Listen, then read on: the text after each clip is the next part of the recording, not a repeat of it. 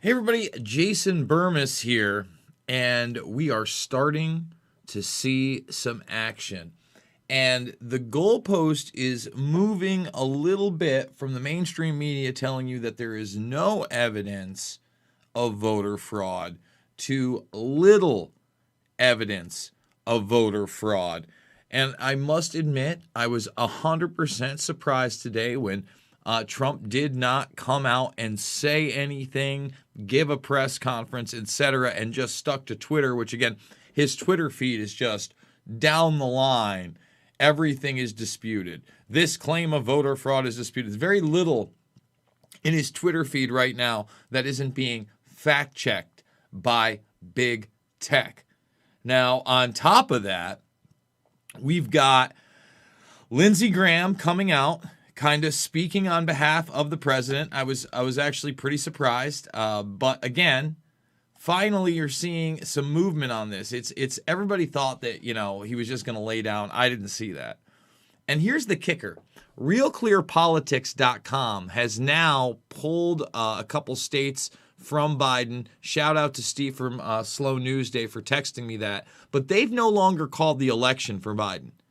Now, this is the first semi-mainstream news outlet that is now pulling back because there are so many that still want to push this narrative that the election is over and Trump needs to concede. There's no such thing as voter fraud. And that is a narrative that's being put out there, folks. So we're going to show you a bunch of videos. We're going to show you where we're at. And this is a slow burn, guys. Chaos 2020 is coming. Now, here's the other thing. This is the ultimate Rorschach test. Because no matter what you tell people on the left, Joe Biden has now won the election. No matter what an investigation or evidence is presented, that's over with. And Trump is now forming a coup. Okay? Now, no matter what evidence is presented that may show that Joe Biden legitimately won the election, Trump people will just not believe it. We are in a conundrum. And this is why I told everybody it's not even going to matter, because we're not really going to know. And then neither side will believe the result. Go back months. I've been talking about this. So we're going to hit all the big stuff. We're going to hit Joe Biden kneeling before big tech and already bringing on these tech overlords outwardly and openly in an administration that's not even legally able to be formed yet. But that's not how the media is portraying it. And that's not how the left is portraying it. What I'm saying here, again, I'm not calling elections. I'm just telling you facts. YouTube, they might think that what we're saying here is harmful content. We've been demonetized for 7+ months right here on this platform. So without you guys, there's no way I could do this. $5, $10, $15, it means the world to me. Big donations. I need you now more than ever. Who knows if we're still going to be on this platform? We're almost 60,000 strong. Thumbs the video up, subscribe, and share. But guys, please, please, please remember to Rockfin. You need to Rockfin.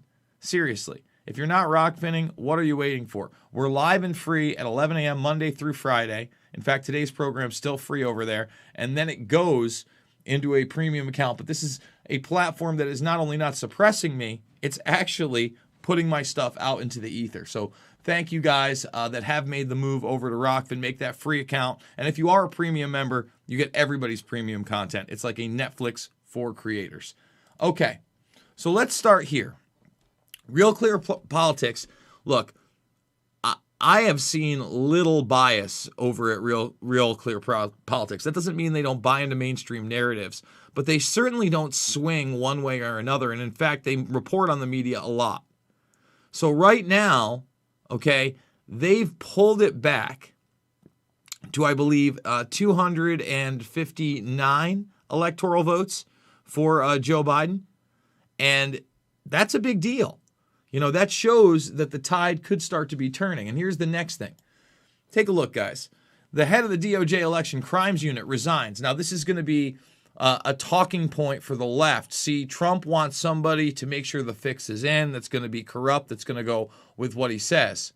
Now, on the flip side of that, the Trump people will say this guy was part of the deep state and he needed to go. Okay? And remember, I'm not trusting Bill Barr. He's saying substantial allegations of voter fraud in the election. And then the headline's not No evidence. Remember, that was the big talking point. There's no evidence, no evidence, no evidence, no evidence, no evidence, no evidence. Now it's little evidence. And we're going to play some of Tucker Carlson because love him or hate him, the guy is thorough. And I think he's been one of the better people during this whole thing and in this Trump administration, to be honest with you, in the mainstream media. He's got his problems, but he's still been better than most. And he lays down the actual evidence of possible, I'm going to write this down, possible voter fraud. Not imagination land stories of secret radioactive isotope barcodes that are going to save us all from the deep state, but real evidence. So we're going to play that in a moment. Now, I want to point out, okay, that the media is now also playing up the dark winter thing and that Biden is getting ready to go, okay? Okay, I mean, this is it. Big tech, best friends. The president-elect has hired both Jessica Hertz, the former associate general counsel at Facebook, and Cynthia Hogan, former Apple vice president for government affairs, and his transition team. Eric Schmidt, the former Google chief executive, has been a big fundraiser and is being talked about to lead a new technology industry task force. The man behind the new digital age, that should really frighten you. Absolutely. You know, Whitney Webb was 100% right on that. That should frighten you. Now, this is nuts, okay? Again, look at this. Again, no, the media said he's the president. Watch. Over whoever is decided to be the president. Remember, just because CNN says, or even Fox News says that somebody's president doesn't make them president. So I think everybody wants to know that this was done properly and legally. What is happening? Like, Trace, we've called it. And I think we have to look into. We've called it. We decide. That woman has seen no evidence presented, okay, has no inside knowledge of what's going on, but really believes because somebody does her makeup every day and she gets put into a chair where she reads a teleprompter. And it's not a little itty bitty camera like Jason Burmis's. It's a big old camera. And Gus or Jim or Susan, they're there operating that camera and they see them every day and they point it right at them. And that importance is put upon them. They feel superior. They've already called it. Well, I'm telling you right now, the tide in that respect is absolutely beginning to turn. Now, the next thing is, when you look at turmoil, and the other thing we were just pointing to is that Trump had this election crimes unit guy resign. Well, he also took out the defense secretary today and installed somebody else, Mark Esper. So that's a big, big shakeup, especially if this administration does not carry on past January, right? And again, that'll be another it's a Rorschach test. That'll be a talking point for the left that Trump is purging those that aren't going to go along with his coup. Okay? You see how this is going to work? We're still like, I'd say don't forget about a 12-round boxing match. We're in an old school, knock 'em around, forget about it style 70s boxing match, 15-rounder, and we're in round 2 or 3 right now. Right now it's round 2 or 3. Okay, I don't want to mark it up by weeks, etc., but we're in, round 1 was getting the election with the mail-in ballots. Round 2 was selling the narrative, slow rolling out Joe Biden, okay, as all the pathways. And now 2, 3, we're on the cusp of we've announced it. And now he gets to put his government together. Okay, now 3 and 4, it's going to be the challenge. There's so much going on here. So with that being said, let's go here to Lindsey Graham. I'm not a huge fan of Lindsey Graham. I've never been a big Lindsey guy, but he nails it here. I'll tell you that. First, let me get your reaction to the media declaring Joe Biden the 46th president, and tell us about the evidence that you have of dead people voting in this past election.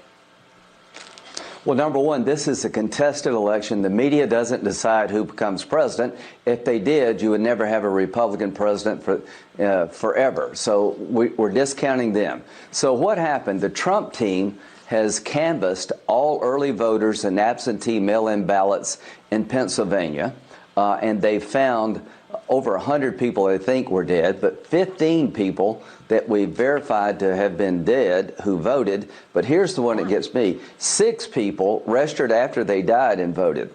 In Pennsylvania, I guess you're never out of it. If Republicans don't challenge and change the U.S. election system, there'll never be another Republican president elected again. President Trump should not concede. We're down to less 10,000 votes in Georgia. He's going to win North Carolina. We've gone from 93,000 votes to less than 20,000 votes in Arizona, or more votes to be counted. There are allegations of system failure, fraud. John James, do not concede. These computers in Michigan do not pass the smell test. Keep fighting for every legal and live vote. So right there, he's saying, now again, I'm not saying this, YouTube.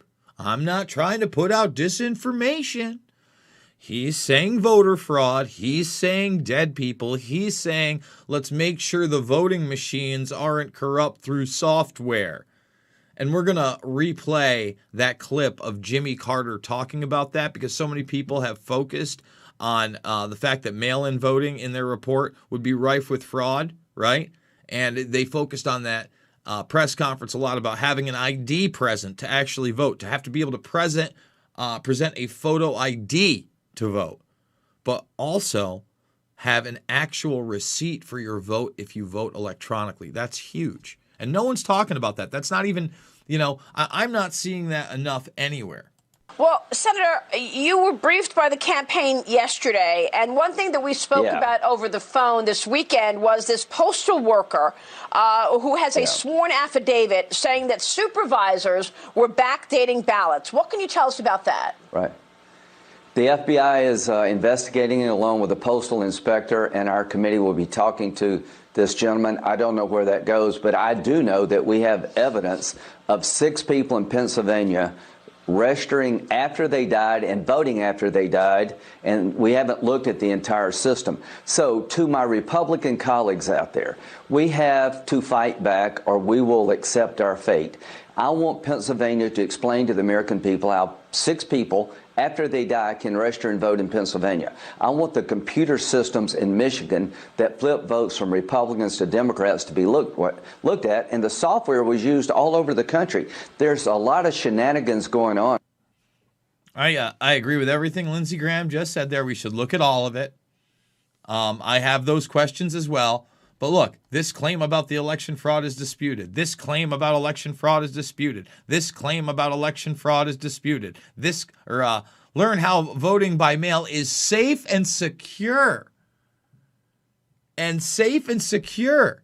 So now you say that I'm going to be on Mark Levin and talking about it, or Mark Levin's going to talk about mail-in ballots and the hoax, and they're going to tell you no. Has anybody at Twitter seen the evidence or evaluated the evidence at all? But they're the digital arbiters of truth. Now, Jimmy Carter, 15 years ago, warned about this, okay? When he did this federal election reform co-chair with James Baker. Again, not a big fan of James Baker. Jimmy Carter has his problems. I'm just taking it from the mouths of babes before we get to Tucker Carlson and him laying down what he's found may be evidence of fraud and irregularities. What I don't think we've mentioned is that, as you know, under Harvard, there was a strong impetus to have electronic voting, to do away with the hanging chads and so forth. And that's good, but there's been a wide range of concern that this completely secret and impenetrable system of computer software might open up an avenue of fraud.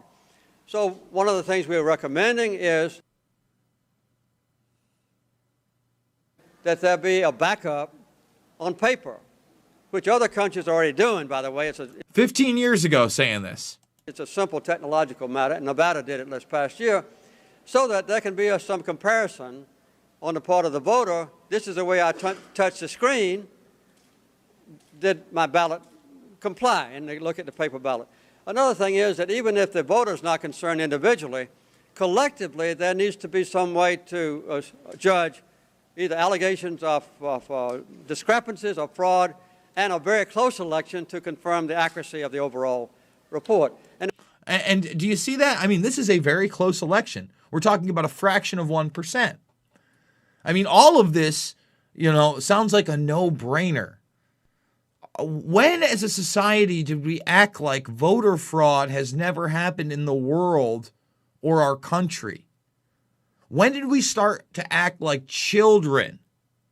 When did we start to play team baseball so much that corruption is right here, and not only are we acting like we don't see it, in the back of our heads, we're actually encouraging it, right? And again, either side is going to say that about the other side. It's a coup on either side. You get it? And the third thing is to make sure that everyone knows in advance that there will be an auditing procedure undertaken, so that anybody who's tempted at the beginning to do something fraudulent will know that 1 or 2% of all the voting places in the state will be arbitrarily selected and the paper ballot and the electronic ballot compared. This would go a long way to deter any kind of temptation to fraud. Maybe there you go. I mean, am I kooky or crazy for agreeing with Jimmy Carter on that one? And now let's get to the tuck, okay? I'm going to play like the first 3 or 4 minutes of this and break it down because, again, I respect what he's done, and he's not talking about, hopium. He's not talking about the deep state's going to be caught because there's imagination land, QR codes that they put in there. We're not talking disinfo. We're talking about solid stuff here, okay? But will there be a fact check under my video? There's a fact check under my Biden video from earlier. I have no idea why. It just basically says that Biden is the president-elect. What? It's not even the title of the video. Oh, okay, it was more on the coronavirus task force. We're not taking a position here. We know the media has lied before. We know the media has got things wrong before. We know now that Real Clear Politics is pulling back the wind from Biden. We know that legal action is being taken, and we know that they have pivoted from no evidence of voter fraud to very little evidence of voter fraud. But as of right now, here's what we think we know. For much of election night, Donald Trump seemed to be leading in a number of key swing states. Then early Wednesday morning, he began to fall behind. That trend continued more or less for several days. On Saturday, the media declared Joe Biden the president-elect. Biden quickly accepted that judgment. The Biden campaign now has something called the Office of the President-elect. It sounds official, which of course is the point of setting it up. And in the end, it's possible it will be official. If, after all the questions have been answered, it becomes clear that Joe Biden is the legitimate winner of the presidential election, we will accept that, and we'll encourage others to accept it too. Bam. Again, what is he saying that's so controversial here? Okay, and people are acting, and go watch this whole piece. It's like 23 minutes. We're only going to do the first few minutes, and we're actually going to go the last where we show you what this guy behind me would have had read off his teleprompter as a super spreader event. Okay, look, Hillary Clinton contested the election as well. Okay, she did not just concede. She wanted recounts in Wisconsin. Then they started recounting the votes, and they found votes for Trump. That's a reality. I've been talking about that reality for 4 years because I've had to hear, again, that narrative that somehow he lost the popular vote. Did he? Did he? Or did he not lose enough for them to actually recount and look at the votes and see what kind of fraud went on in 2016? Because I think there was fraud in 2016 and it was rampant. Hopefully I can have that opinion. I'm not saying other than the fact that, again, Wisconsin, he gained votes in the recount. I have evidence, but there you go. Keep going, Tuck. We're Americans first. We want what is best for this country. We want our system of government to continue. Whether it does continue, though, depends in part on how we proceed from here.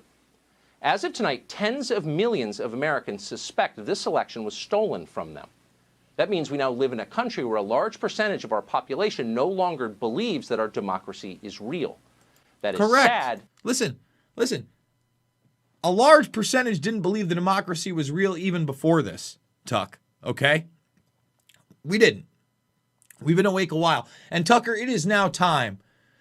If there ever was a time, first of all, if Trump loses, okay, if he does not win in court, if the election doesn't go his way, he needs to immediately drop all charges against Julian Assange and exonerate him.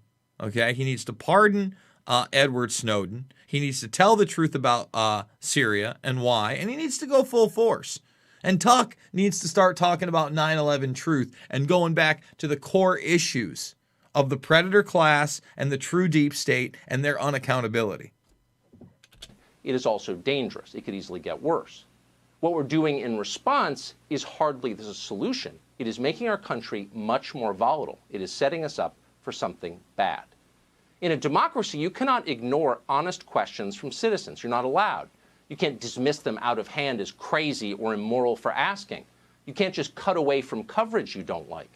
You can't simply tell people to accept an outcome, because force doesn't work in a democracy. That's dictatorship. But it's been working here, hasn't it? In a free society, you have to convince the public of your legitimacy. You have to win them over with reason. Democracy is always a voluntary arrangement. Telling voters to shut up is never enough.